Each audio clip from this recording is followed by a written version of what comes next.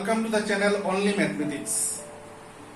আজকে আমরা HS second ইয়ারের magnetic effect of electric current চ্যাপ্টারের কয়েকটা টপিক নিয়ে আমরা ডিসকাস করব।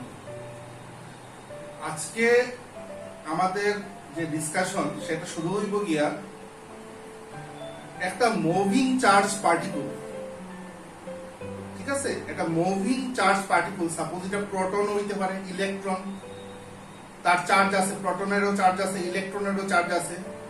সেই চার্জ পার্টিকল যখন মোশনে থাকে, যখন সেই চার্জ পার্টিকলটা মোশনে থাকে, তখন যদি সেই মোশন থাকা চার্জ পার্টিকলটা আইয়া ম্যাগনেটিক ফিল্ডের মধ্যে ঢুকে, তখন ম্যাগনেটিক ফিল্ডে, সেই ম্যাগনেটিক ফিল্ডে যে ম্যাগনেটিক ফিল্ডের মধ্যে আইয়া একটা charge particle, moving charge particle আইয়া ঢুকলো, তখন সেই ম্যাগনেটিক ফিল্ডে সেই মুভিং চার্জ পার্টিকলের একটা ফোর্স দেয়, ঠিক আছে?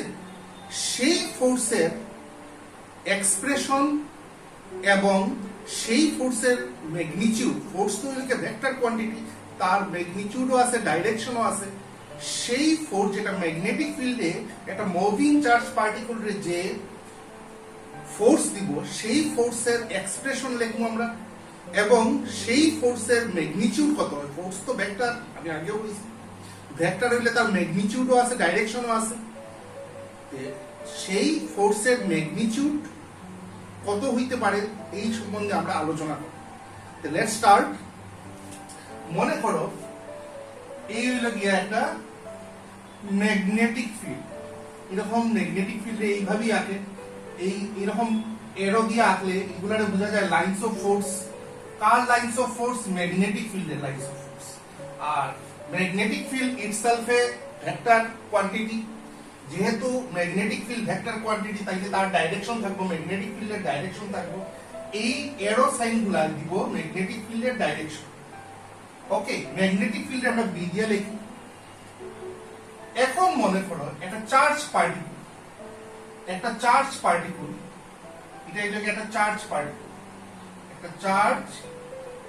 পার্টিকল, তার চার্জ আছে, তার চার্জ কত? কিউ। সে ঢুকলো ম্যাগনেটিক ফিল্ডের ভিতরে, ঢুকলো মোশন করে। ঢুকার সঙ্গে সঙ্গে ম্যাগনেটিক ফিল্ডে সেই চার্জ থাকা পার্টিকল যেটা মোশনে আছে তারে দিব ফোর্স। এখন আমরা জানি force is a vector quantity. Vector, যেহেতু ফোর্স ভেক্টর কোয়ান্টিটি, আর ফোর্সটা কে দেয়? ম্যাগনেটিক ফিল্ডে। ওকে, ফোর্স যেহেতু ভেক্টর কোয়ান্টিটি, তার কি থাকবো? ডাইরেকশন থাকবো। এখন কথা হইল গিয়া সেই ফোর্স যেটা ম্যাগনেটিক ফিল্ডে দেয়, সেই ফোর্সের ডাইরেকশন কেমন হইব? এটা এই দিক থেকেও দিত না, এইভাবেও ফোর্সটা হইতো না, এটা হইতো না। মানে যেদিকে মোশন হয় তার অপোজিট দিকে ফোর্স হইতো না, ঠিক আছে? যেদিকে ঢুকে চার্জ পার্টিকলটা ম্যাগনেটিক ফিল্ডে যে ডাইরেকশনে ঢুকছে, সেই ডাইরেকশনেও ফোর্স হইতো না। তাইলে ফোর্সটা কোন দিক থেকে অ্যাপ্লাই হয়? সাইডওয়েজ। আইদার এই সাইড থেকে অ্যাপ্লাই হইব ফোর্স, বা এই সাইড থেকে ফোর্স। মানে চার্জ পার্টিকুলের উপরে ম্যাগনেটিক ফিল্ডে যে ফোর্স অ্যাপ্লাই করব, that force is sideways force. Sideways মানে এই যদি যায়, একটা মুভিং চার্জ পার্টিকল এইভাবে যদি ম্যাগনেটিক ফিল্ডের মধ্যে ঢুকে, এই দিকেও ফোর্স হইতো না, উল্টা দিকে ফোর্স হইতো না, এই দিকে হইতো না, হইব সাইড দিয়ে হইব, সাইড দিকে ফোর্স হইব, আইদার এইদিকে নাইলে এইদিকে। এখন উল্টা দিকে যদি ফোর্স অ্যাপ্লাই হইতো, উল্টা দিকে অপোজিট ডাইরেকশনে যেদিকে মোশন হয় তার উল্টা দিকে যদি ফোর্স অ্যাপ্লাই হইতো, তাইলে চার্জ পার্টিকুলের ভেলোসিটি কমে গেল না। চার্জ পার্টিকুলের ভেলোসিটি আমি ভি দিয়ে লিখি। সেই চার্জ পার্টিকুলের ভেলোসিটিটা কমে গেল না উল্টা দিকে হইলে, অপোজিট দিকে হইলে। তখন হইল না সেই মুভিং চার্জ পার্টিকুলের রিটার্ডেশন হইল না। রিটার্ডেশন মানে অপোজিট দিকে ফোর্স হইলে হইল না রিটার্ডেশন। আর যেদিকে ঢুকে সেই দিকে যদি ফোর্স হইতো, সেই দিকেই যদি ফোর্স দেওয়া হইতো, যেদিকে ঢুকে এই দিকে যদি ফোর্স দেওয়া হইতো, তাইলে ভেলোসিটিটা বাড়ি গেল না, ঠিক আছে? ভেলোসিটি তখন বাড়ি গেল না, তখন হইল না মুভিং চার্জ পার্টিকুলের এক্সিলারেশন। অপোজিট দিকে ফোর্স হইলে হইল না রিটার্ডেশন, যেদিকে যার ওদিকে ফোর্স অ্যাপ্লাই করলে হইল না অ্যাক্সিলারেশন। কিন্তু যেহেতু সাইড থেকে দেওয়া মুভিং চার্জ পার্টিকুলরে ম্যাগনেটিক ফিল্ডে যে ফোর্স দেন, এটা সাইড থেকে দেন। সাইড থেকে দিলে চার্জ পার্টিকুলের ডাইরেকশন চেঞ্জ হইব এই দিক থেকে যদি দে এইভাবে যদি দে তাহলে এই যেইতে আসতো এই যে গুড়িটা ঠিক আছে এই যে গুড়ি এই যেইতে আসতো এইদিকে ফোর্স দিলে ও গুড়ি দিব তার মানে মুভিং চার্জ পার্টিকুলের ডাইরেকশন চেঞ্জ হইব কিন্তু ভেলোসিটি চেঞ্জ হইব না ভেলোসিটির ম্যাগনিটিউডটা চেঞ্জ হইব না ভেলোসিটি সমান থাকবে ভেলোসিটি চেঞ্জ হইলে যদি অপোজিট দিকে দিত তাহলে রিটার্ডেশন হইল না এইদিকে দিলে হইল না অ্যাক্সিলারেশন আর সাইড দিকে দিলে সেই চার্জ পার্টিকুল যেদিকে যাইতে আসলো তার ডাইরেকশনটা চেঞ্জ হইব ডাইরেকশনটা চেঞ্জ হইব ওকে ডাইরেকশন চেঞ্জ হইলে ভেলোসিটি যেটা আসলো সেই ভেলোসিটির ম্যাগনিটিউডটা চেঞ্জ হইল ওকে এখন কথা হইল সেই ফোর্স যেটা সাইড থেকে দেওয়া হয় সাইড থেকে যে ফোর্সটা হয় সাইড থেকে যে ফোর্সটা অ্যাপ্লাই করে ম্যাগনেটিক ফিল্ডে সেই ফোর্সের এক্সপ্রেশন হইল ফোর্সটা তো আমরা এফ দিয়ে লিখি সেই চার্জ পার্টিকুলার চার্জ হইল কে কিউ আর এটারে লেখা হয় V cross B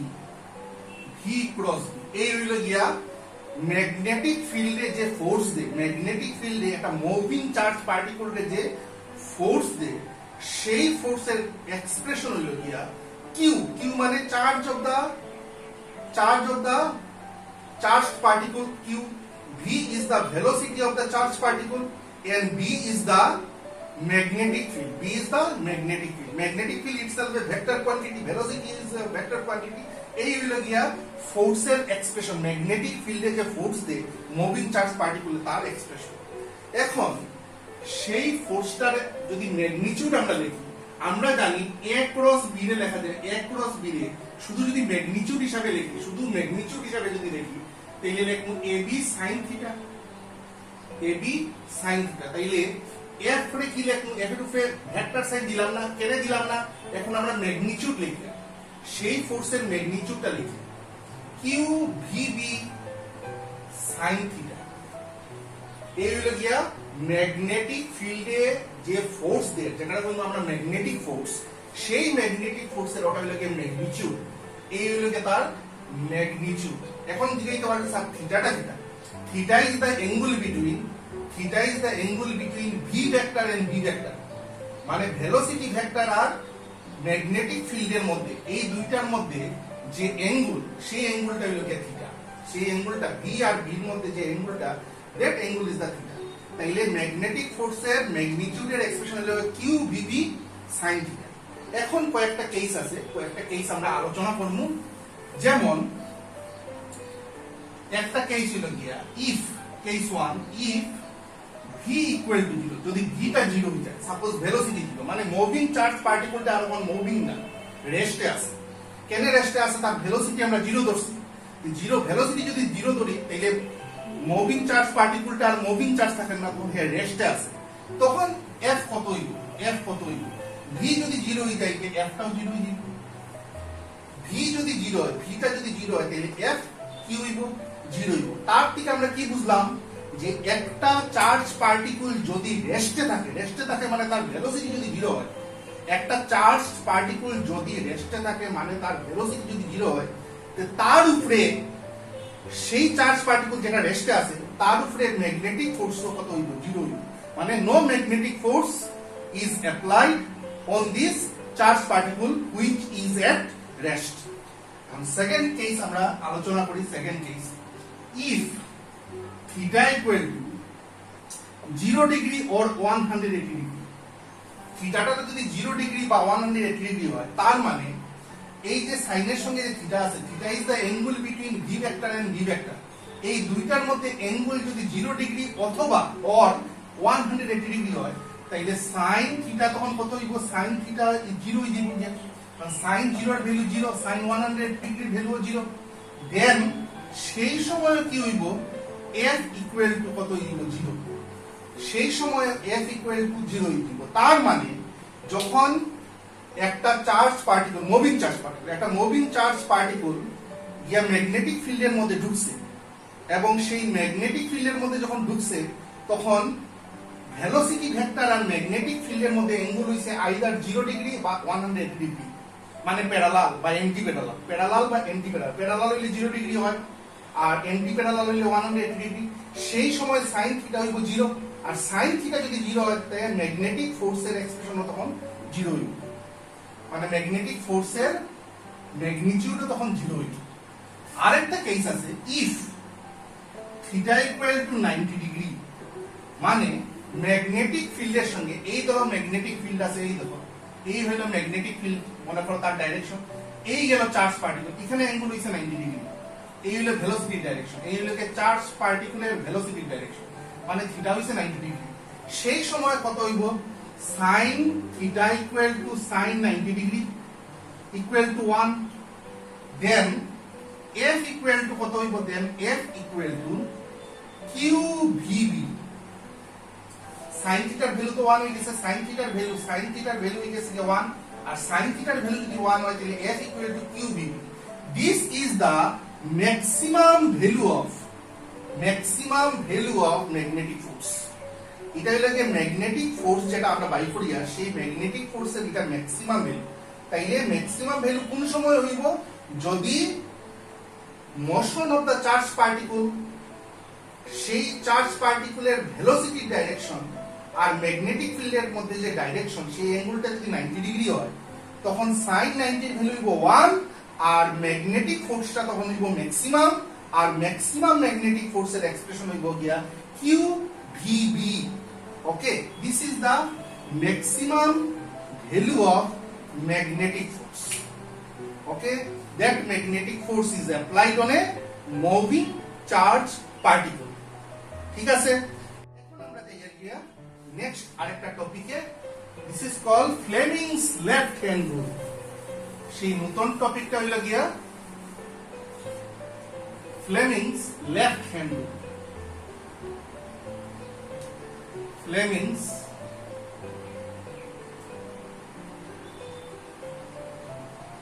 left hand rule। Fleming's left hand.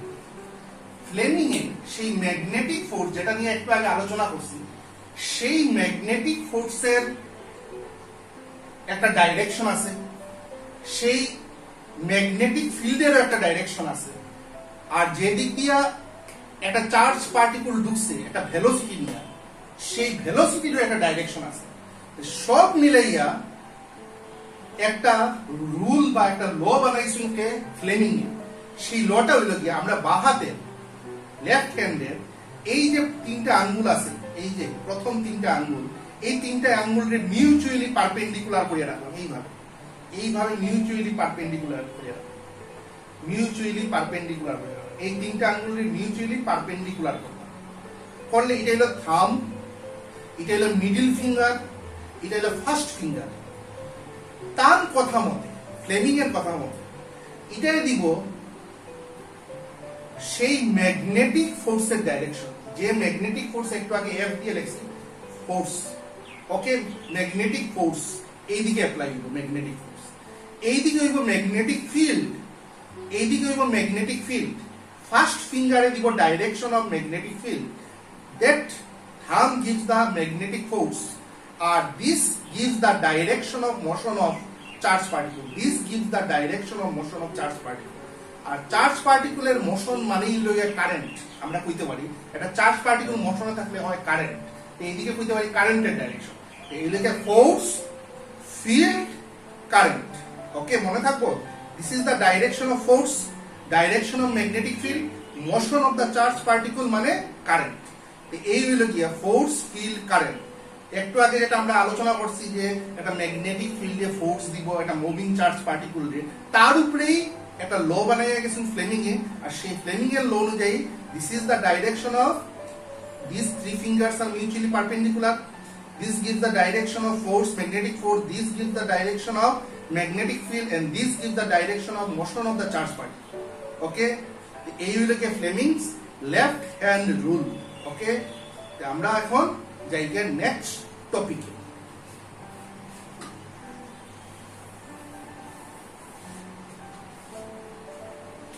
আমাদের নেক্সট টপিক হইল গিয়া Lorentz force correct, Lorentz force.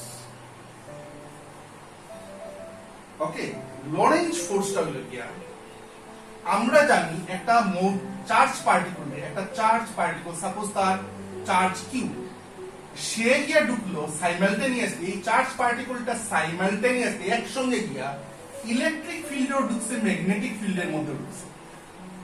এই চার্জ পার্টিকেলটা একসঙ্গে ইলেকট্রিক ফিল্ডেও ঢুকছে, ম্যাগনেটিক ফিল্ডের মধ্যে ঢুকছে। তার একটা ভেলোসিটি আছে, ভেলোসিটি নিয়ে সে ইলেকট্রিক ফিল্ড আর ম্যাগনেটিক ফিল্ডের মধ্যে ঢুকছে। মানে যে জায়গার মধ্যে ইলেকট্রিক ফিল্ড এবং ম্যাগনেটিক ফিল্ড দুটোটা আছে, এই জায়গার মধ্যে গিয়ে ঢুকছে কে? এটা চার্জ পার্টিকেল। তখন ইলেকট্রিক ফিল্ডেও তারে ফোর্স দিব, ইলেকট্রিক ফিল্ডেও চার্জ পার্টিকেলের ফোর্স দিব, ম্যাগনেটিক ফিল্ডেও চার্জ পার্টিকেলের ফোর্স দিব। ইলেকট্রিক ফিল্ডে যে ফোর্স দিব এটা লিখব আমরা QE, আমরা আগেও পাইছি ফার্স্ট চ্যাপ্টারে পড়াইছি আমরা ইলেকট্রোস্ট্যাটিক চ্যাপ্টারে। QE, this is the expression of electric force, মানে ইলেকট্রিক ফিল্ডের দেওয়া ফোর্স অন চার্জ পার্টিকেল। আর এই মাত্র আমরা ম্যাগনেটিক ফিল্ডে যে ফোর্স দিছি এটা কি লিখি আমরা? QV cross B, QV cross B লাগে ম্যাগনেটিক ফোর্সের expression, this is the electric ফোর্সের এক্সপ্রেশন। ইলেকট্রিক ফিল্ডে চার্জ পার্টিকেলের যে ফোর্স দেয় এটা এই, ম্যাগনেটিক ফিল্ডে চার্জ পার্টিকেলের যে ফোর্স দেয় এটা হলো এই। আর দুইটারে প্লাস করলে পরে যে ফোর্স হইব, দুইটা ফোর্স রে, এই ফোর্স আর এই ফোর্স রে প্লাস করলে যে ফোর্সটা হইব, that force is called Lorentz force. That force is called Lorentz force. Okay, মানে the combination of the combined effect of electric force and magnetic force is called Lorentz force. R Lorentz force টা কইতে গেলে একটা জায়গার মধ্যে electric ফিল্ডও থাকতে লাগবে, magnetic ফিল্ডও থাকতে লাগবে, দুইটাই মিলিয়া একটা চার্জ পার্টিকেলের যে ফোর্স দিব, that force is called Lorentz force.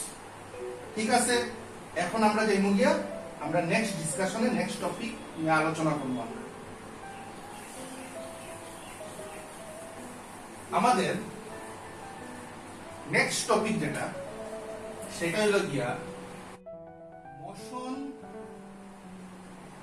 Of A charged particle, motion of A charged particle inside